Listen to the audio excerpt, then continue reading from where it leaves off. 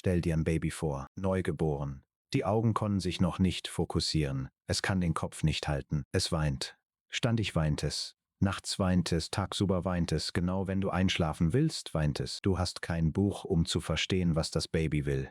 Kein Arzt. Kein Telefon, um die Mutter um Rat zu fragen. Es gibt kein Krankenhaus in der Nähe. Was machst du, wenn es Fieber bekommt, wenn es fällt? Wenn es nicht ist, jetzt streich all das aus deinem Kopf. Dasselbe Baby. Dieselbe Hilflosigkeit. Dasselbe Weinen. Aber keine Betonwände um dich herum. Keine Heizung. Kein Strom. Nur die Dunkelheit der Nacht. Irgendwo in der Ferne brüllende Tiere und ein flackerndes Feuer. Vor 50.000 Jahren, wenn ein Mensch zur Welt kommt, hat es in der Geschichte kein so hilfloses Lebewesen gegeben. Ein Fohlen steht am Tag seiner Geburt auf. Ein Rehkitz beginnt innerhalb von Stunden seiner Mutter zu folgen. Aber ein menschliches Baby, es kann monatelang nicht einmal den Kopf halten. Es kann jahrelang nicht laufen. Vor einem Jahrzehnt kann es weder jagen noch Pflanzen sammeln noch Feuer machen. Biologen nennen das 4. Trimester. Das heißt, der menschliche Säugling kommt eigentlich zur Welt, bevor er bereit ist. Die Evolution hat uns so gemacht, weil das Gehirn zu groß geworden ist und der Geburtskanal zu eng. Das Baby muss früh zur Welt kommen. Und diese frühe Geburt macht es zu einem der verletzlichsten Lebewesen der Geschichte. Wer hat dieses Baby also großgezogen? Wirklich? Wer? Bücher über moderne Elternschaft, Schlafrhythmus, Ratschläge, Impfplan, Beikosteinfuhrung, Leitfaden, nichts davon gab es. Aber die Menschen haben trotzdem überlebt, haben sich trotzdem vermehrt, haben trotzdem diesen Planeten bevölkert. Wie? Was stellen wir uns vor, wenn wir von moderner Elternschaft sprechen? Mutter, Väter, Baby. Vielleicht kommt manchmal eine Großmutter zur Hilfe, vielleicht ein Nachbar, aber im Grunde lastet diese Aufgabe auf den Schultern von 2 Menschen.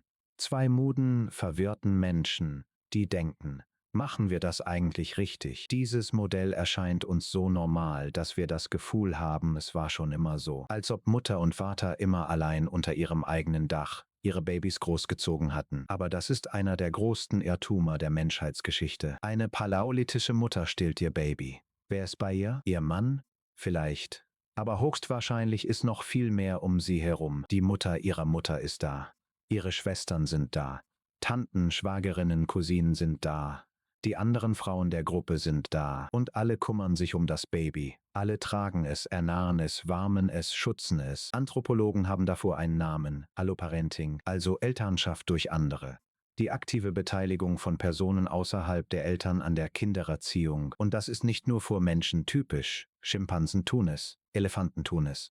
Wölfe tun es. Aber bei keinem ist es so systematisch wie beim Menschen, bei keinem so entscheidend. Dass der menschliche Säugling so lange abhängig ist, ist evolutionär gesehen eine enorme Belastung. Stell dir vor, eine Mutter kümmert sich um ihr Baby und muss gleichzeitig Nahrung finden. Sie muss es schützen und gleichzeitig selbst überleben. Diese Gleichung allein zu lösen ist nahezu unmöglich. Deshalb fand die Evolution eine andere Lösung.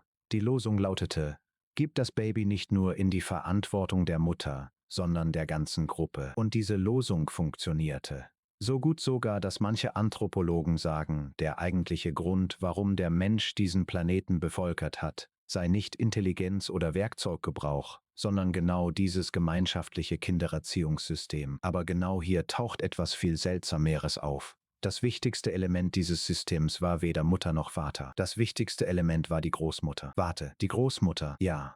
Und die Erklärung dafür wird alles, was du über die menschliche Evolution weißt, auf den Kopf stellen. Der Mensch tut in der Natur etwas äußerst Seltsames. Er lebt noch lange weiter, nachdem seine Fortpflanzungszeit längst vorbei ist. Die evolutionäre Logik ist sehr gnadenlos. Ein Lebewesen ist für die Natur nach der Weitergabe seiner Gene nicht mehr nötig. Eine weibliche Lachsforelle legt ihre Eier ab und stirbt. Ein Insekt paart sich und stirbt. Die Rechnung der Natur ist klar. Fortpflanzen, weitergeben, abtreten. Aber die menschliche Frau. Sie verliert ihre Fortpflanzungsfähigkeit in den 50ern und lebt dann noch jahrzehntelang weiter. Gesund, aktiv, stark, jahrzehntelang. Warum? Diese Frage stellten 1997 eine Gruppe von Anthropologen ernsthaft. Und die Antwort, die sie fanden, erschütterte die Wissenschaftswelt zutiefst. Man nennt es die Großmutterhypothese. Der Grundgedanke ist, eine Frau nach der Fortpflanzungszeit kann ihre Gene an mehr Menschen weitergeben, wenn sie aufhört, eigene Kinder zu gebaren, und stattdessen in ihre Enkelkinder investiert. Denn statt sich um ein eigenes Baby zu kümmern, kümmert sie sich um die Babys ihrer Tochter oder Schwiegertochter. Und dadurch überleben sowohl ihre Tochter als auch ihre Enkelkinder. Die Rechnung ist mathematisch perfekt. Um das zu beweisen, sahen sich die Forscher historische Bevölkerungsregister an, finnische und kanadische Dorfregister, Daten aus dem 18. und 19. Jahrhundert, die Tausende von Familien umfassen. Und was sie fanden, war eindeutig: Kinder, deren Großmutter noch lebte, überlebten im Vergleich zu Kindern ohne Großmutter deutlich häufiger. Die Großmutter rettete buchstäblich Leben. Aber der überraschende Teil beginnt hier. Denn wenn diese Hypothese stimmt, also wenn die Anwesenheit der Großmutter einen so entscheidenden evolutionären Vorteil bietet, dann ist die Menopause kein Fehler. Die Menopause ist eine Anpassung, ein Design. Der Verlust der Fortpflanzungsfähigkeit bei Frauen ist kein Fehler der Evolution. Im Gegenteil, es ist ein Merkmal, das die Evolution absichtlich ausgewählt hat. Denn eine Frau, die auf das Gebaren verzichtet, wird für das Überleben der restlichen Gruppe viel wertvoller. In der modernen Welt fühlen sich ältere Frauen oft unsichtbar. Die Gesellschaft schließt sie aus, unterschätzt sie, lässt sie hinter sich. Aber die evolutionäre Wahrheit ist das genaue Gegenteil. Ältere Frauen waren vielleicht der wichtigste Teil des menschlichen Überlebens. Und das bleibt nicht nur Theorie. Wenn man heute noch lebende Jäger- und Sammlergemeinschaften betrachtet, sieht man dasselbe. Die Hadza-Gemeinschaft lebt in Tansania. Forscher haben sie jahrzehntelang beobachtet. Und in Haushalten, in denen die Großmutter aktiv ist der Ernährungszustand der Kinder deutlich besser. Die Großmutter sammelt Nahrung, die Großmutter kocht, die Großmutter tragt, die Großmutter erzahlt. Aber jetzt muss man Folgendes fragen: Und was ist mit den Vatern? Denn in der modernen Elternschaft nimmt die Vaterfigur eine zentrale Rolle ein. Aber wo genau war der Vater bei den frühen Menschen? Die Frage nach dem Vater ist eines der umstrittensten Themen der Anthropologie. Wenn wir uns menschliche Gemeinschaften ansehen, ist die aktive Vaterfigur, die sagt, das ist mein Kind, ich ziehe es groß, historisch gesehen äußerst selten. Das ist eine unbequeme Information. Aber warte, denn die Geschichte ist nicht so einfach, wie du denkst. In einer paläolithischen Gemeinschaft war die Frage, wer ist der Vater, nicht so eindeutig wie heute. In manchen Gemeinschaften glaubte man, ein Kind könne mehrere Vater haben. Das klingt absurd, ich weiß.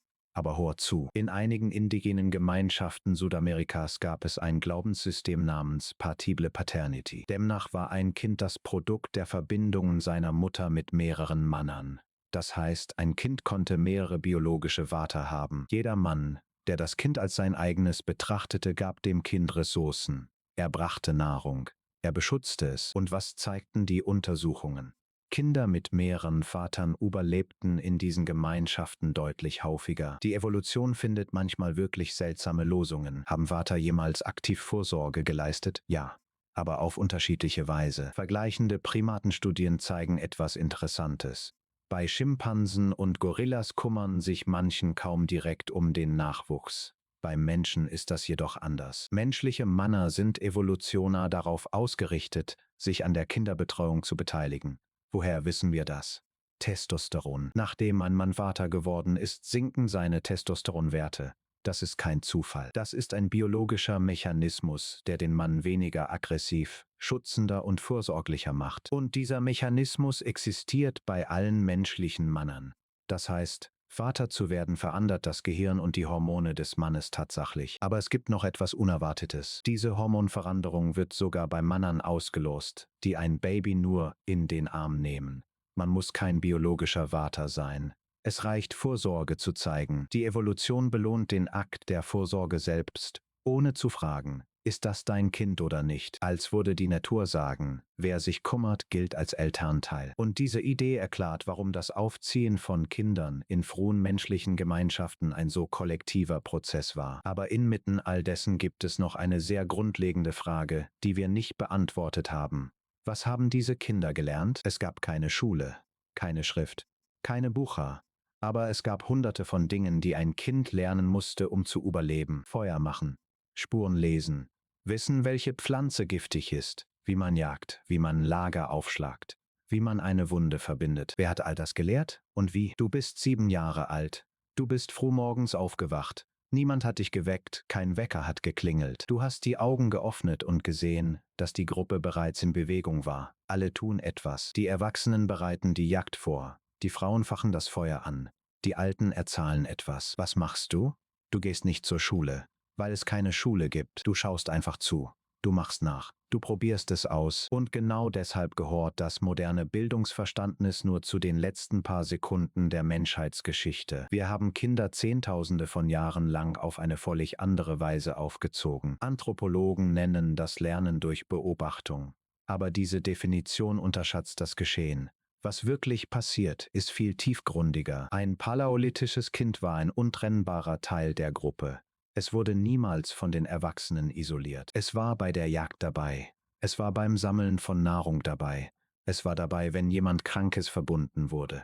Es war bei der Geburt dabei. Jeder Moment des Lebens war gleichzeitig ein Moment des Lernens. Und was dieses System hervorgebracht hat, ist unglaublich. Studien zeigen, dass Kinder, die in Jäger- und Sammlergemeinschaften aufwachsen, im Alter von 12 bis 13 Jahren bereits über Überlebensfähigkeiten auf Erwachsenenniveau verfügen. Sie können Feuer machen. Sie können Tierspuren lesen. Sie können giftige Pflanzen erkennen. Sie können Wunden behandeln. Zum Vergleich: Ein modernes 12-jähriges Kind, das eine Woche allein im Wald verbringt, endet höchstwahrscheinlich in einer Katastrophe. Dieser Lernprozess fand nicht nur durch Beobachtung statt, sondern auch durch Spiel. Und das Thema Spiel ist viel ernster, als du denkst. Der Evolutionspsychologe Peter Gray untersuchte jahrelang Kinder in Jäger- und Sammlergemeinschaften. Und er fand heraus, diese Kinder spielen eine unglaubliche Menge, stundenlang am Tag, fast ohne Unterbrechung.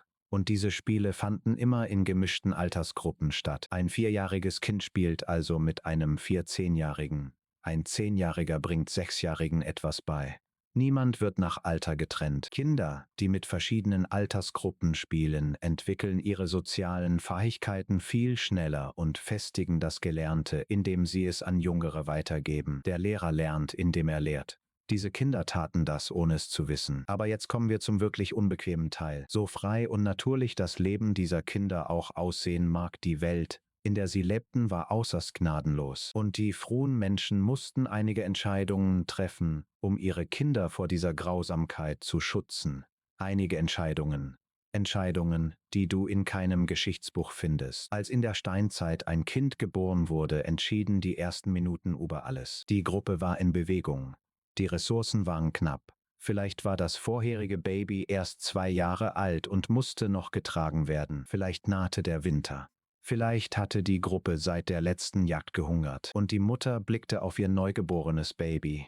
Dann musste sie eine Entscheidung treffen. In frühen menschlichen Gemeinschaften war Infantizid, also die Entscheidung, ein Neugeborenes nicht am Leben zu lassen, eine äußerst verbreitete Praxis. Ich weiß, dass es Zeit braucht, diesen Satz zu verarbeiten, aber ohne den Kontext zu verstehen, ist es unmöglich, diese Wahrheit zu beurteilen. Denk nach. Keine moderne Medizin, keine Säuglingsnahrung. Wenn Zwillinge geboren wurden, war es fast unmöglich, beide gleichzeitig zu stillen und zu tragen. Ein Baby, das mit schweren Geburtsfehlern zur Welt kommt, kann unter diesen Bedingungen ohnehin nicht überleben. Und wenn die Gruppe weiterziehen muss, gefährdet zu viele Babys zu tragen, die gesamte Gruppe. Das war keine Grausamkeit, das war eine Kalkulation, eine schmerzhafte Kalkulation, aber eine Kalkulation. Diese Entscheidung war fast nie allein die der Mutter. Die Gruppe entschied.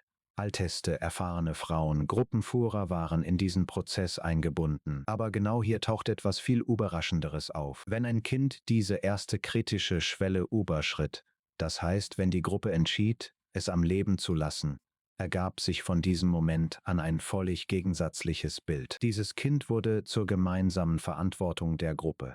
Und diese Verantwortung war außerordentlich stark. Die Anthropologin Sarah Blaffer-Huddy dokumentiert dies ausführlich in ihrem Buch Mothers and Others. In Jäger- und Sammlergemeinschaften war es äußerst selten, ein Kind körperlich zu schlagen oder ihm zu schaden, und wurde von der Gemeinschaft hart sanktioniert. Denn dieses Kind gehört nicht nur der Mutter. Dieses Kind gehört der Gruppe. Wenn die Mutter krank ist, stillt eine andere Frau. Wenn die Mutter auf die Jagd geht, tragt eine andere.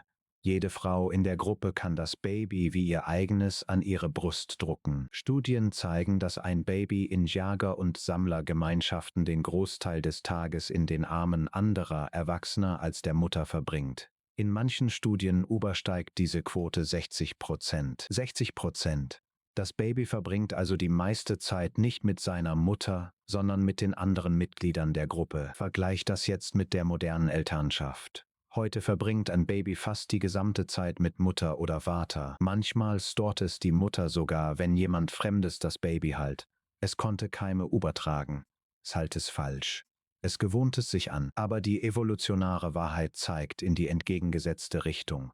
Der menschliche Säugling ist darauf ausgerichtet, mit vielen Betreuungspersonen aufzuwachsen. Und diese Wahrheit hat sehr ernste Konsequenzen für die moderne Kinderpsychologie. Aber noch interessanter ist Folgendes. Dieses ganze System war auf einer einzigen Sache aufgebaut. Etwas so Grundlegendes, so Einfaches, so Menschliches, dass du sagen wirst, das war's. Wenn du den Namen hörst, Geschichte. Setz dich vor einen Moment ans Feuer. Nacht. Draußen ist es dunkel. Irgendwo in der Ferne bewegt sich etwas. Vielleicht der Wind, vielleicht nicht. Die Kinder sind müde, aber sie schlafen nicht. Ihre Augen sind offen. Ihre Ohren sind gespannt. Und der Älteste der Gruppe beginnt zu sprechen. Die Stimme leise, langsam, rhythmisch. Die Kinder ruhen sich nicht. Diese Szene wiederholte sich in jedem Winkel der Menschheitsgeschichte. Verschiedene Kontinente, verschiedene Sprachen, verschiedene Gesichter.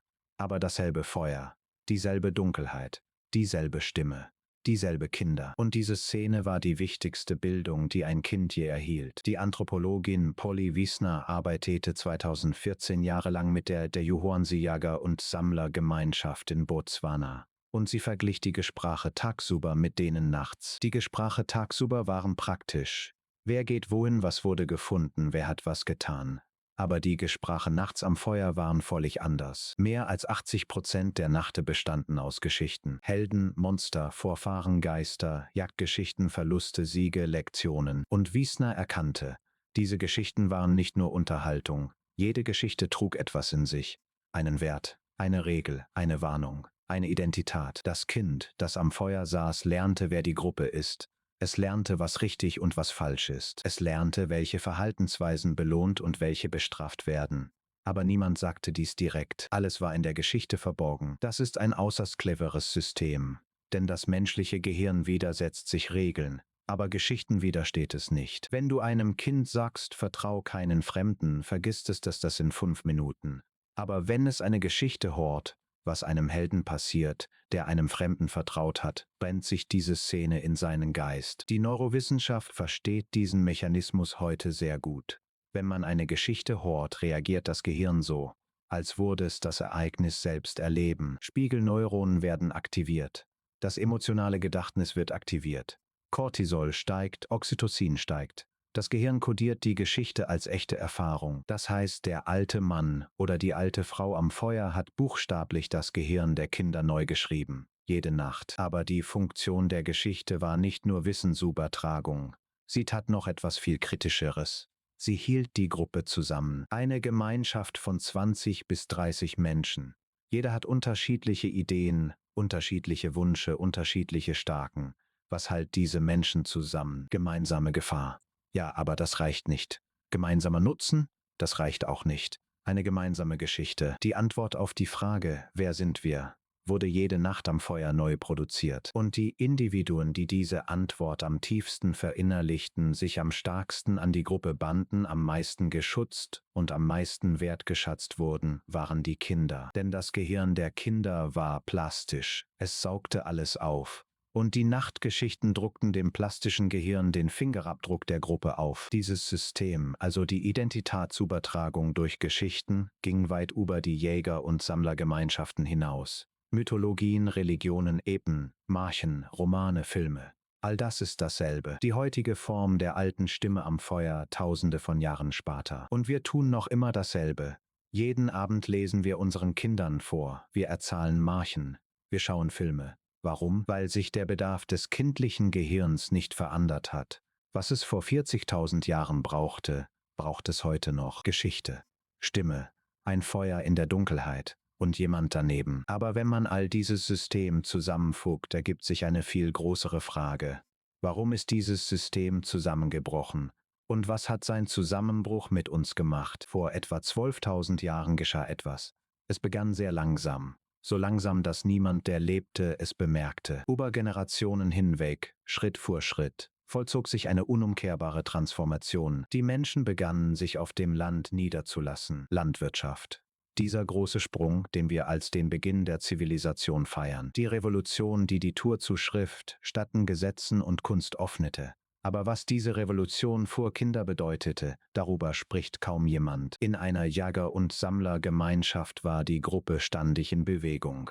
Aber gleichzeitig, jeder war auf jeden angewiesen. Die Gruppe war ein Ganzes. Kinder großzuziehen war eine kollektive Verantwortung, weil Überleben auf andere Weise nicht möglich war. Mit der Landwirtschaft änderte sich das. Familien wurden an das Land gebunden. Und die an das Land gebundene Familie schloss sich zunehmend in sich selbst ein. Die Nachbarsfamilie war nicht mehr das Gruppenmitglied, mit dem man zusammen jagte oder das Baby gemeinsam trug. Die Nachbarsfamilie war ein anderer Haushalt, getrennt durch die Grenze des Landes. Das Eigentum begann. Und mit dem Eigentum begann die Frage der Abstammung. Die Idee, dieses Kind gehört mir, war in der Welt der Jäger und Sammler nicht so scharf. Aber in der Welt der Bauern, wo das Feld vererbt werden sollte, wurde die Frage mein Kind kritisch. Und diese Transformation schuf die Struktur, die wir Kleinfamilie nennen. Mutter, Vater, Kinder, 4 Wände. Evolutionär gesehen äußerst neu, äußerst kunstlich und nach Ansicht einiger Forscher äußerst problematisch. Der Psychologe John Cacioppo forschte jahrelang über Einsamkeit. Und er fand heraus, Einsamkeit ist für den menschlichen Körper genauso schadlich wie Rauchen. Es schwacht das Immunsystem. Es erhöht das Herzerkrankungsrisiko. Es beschleunigt den kognitiven Abbau. Aber die Einsamkeit hier ist keine soziale Einsamkeit. Es ist strukturelle Einsamkeit.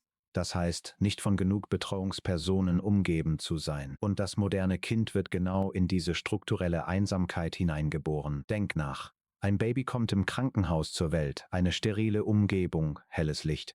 Ein paar Stunden später geht es nach Hause. Es kommt nach Hause, hat ein eigenes Zimmer, ein eigenes Bett, eine eigene Ecke. Evolutionär gesehen eine völlig fremde Welt für dieses Baby. Denn das Nervensystem des menschlichen Sauglings ist auf ständigen Körperkontakt, ständige Gerausche und ständige Bewegung kalibriert. Zehntausende von Jahren lang wurde ein Baby niemals allein gelassen.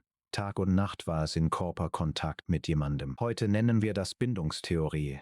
Als John Bowlby dies in den 1950er Jahren entdeckte, löste er eine Revolution aus. Aber Jäger- und Sammlergemeinschaften brauchten diese Theorie nicht. Sie taten es bereits so. Eine andere Art kam ihnen gar nicht in den Sinn. Kommen wir jetzt zum wirklich unbequemen Teil. Die industrielle Revolution trieb alles noch weiter voran. Fabriken öffneten. Mutter mussten arbeiten, Kinder wurden zu Hause gelassen, dann öffneten Krippen. Dann verbreiteten sich Schulen. Dann wurden Kinder nach Alter gruppiert. Zum ersten Mal in der Geschichte wurden Kinder systematisch von Erwachsenen isoliert. Und die Folgen dieser Isolation verstehen wir noch immer nicht vollständig. Die Angstraten bei Kindern heute waren in keiner Epoche der Geschichte so hoch. Diagnosen von Aufmerksamkeitsstörungen steigen. Soziale Kompetenzdefizite nehmen zu. Es war unsinnig zu sagen, all das habe eine einzige Ursache. Das Leben ist komplex. Die Ursachen sind vielschichtig. Aber es ist legitim zu fragen, wachsen diese Kinder vielleicht in Abwesenheit dessen auf, was sie evolutionär brauchen? Ist die Kleinfamilie vielleicht das größte Experiment der Menschheitsgeschichte? Und wenn ja, sehen wir die Ergebnisse dieses Experiments an unseren Kindern? Die Antwort konnte unbequem sein. Aber das eigentlich Unbequeme ist, wir wissen die Antwort nicht, denn wir hatten noch keine Zeit für einen Vergleich. Das moderne Kleinfamilienmodell gehört nur zu den letzten paar Atemzügen der Menschheitsgeschichte. Und wenn wir in die Vergangenheit blicken, sieht das, was 100.000 Jahre lang funktioniert hat, sehr anders aus. Viel lauter, viel voller, viel komplexer. Aber vielleicht hat es genau deshalb funktioniert. Stell dir ein Kind vor. Vor 40.000 Jahren. Es ist am Feuer eingeschlafen. Neben ihm seine Mutter. Neben der Mutter seine Großmutter. Neben der Großmutter die anderen der Gruppe. Alle nah genug, um die Wärme des anderen zu spüren. Dieses Kind ist nicht allein, wenn es morgens aufwacht. Es war niemals allein. Wir sind die Nachkommen dieses Kindes. Sein Blut fließt in uns. Sein Gehirn ist unser Gehirn. Seine Bedürfnisse sind tief im Inneren, noch immer unsere Bedürfnisse. Und vielleicht kommt das schwer beschreibbare Defizit, das wir im modernen Leben spüren. Dieses Gefühl, irgendetwas stimmt nicht, aber ich weiß nicht was, genau daher. Evolution arbeitet langsam. Kultur verändert sich schnell. Und je weiter die Schere zwischen beiden aufgeht, desto mehr bleibt in uns zurück. Wir versuchen unseren Kindern alles zu geben. Spielzeug, Schulen, Kurse, Chancen. Aber vielleicht kann das, was sie am meisten brauchen, nicht gekauft werden, nicht im Katalog. Etwas, das keine App geben kann, einfach da sein, daneben. Wirklich, ein Leben voller Menschen, die laut, fehlerhaft, müde, aber da sind. Vielleicht hat sich gute Elternschaft nie verändert. Vielleicht war es immer dasselbe. Feuer, Stimme, eine Hand in der Dunkelheit. Und jemand daneben,